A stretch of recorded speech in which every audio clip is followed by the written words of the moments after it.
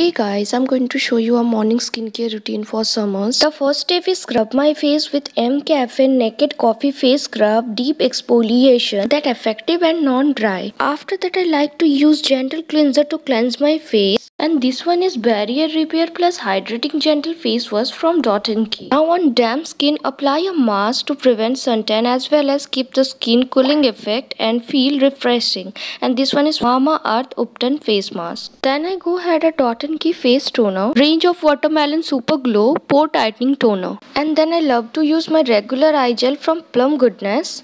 For my puffy eyes, it's not greasy and set well under your makeup. Next I use my moisturizer from Dot&Key that helps repair my skin barrier as well as non-greasy and keeping the skin healthy. After that I use must-have sun protection. This one is one of my favorite serum sunscreen. It does not give any white cast or no more extra sweats. Lastly I apply a delicious lip balm from Plum Goodness. This one very well set under your lipstick too.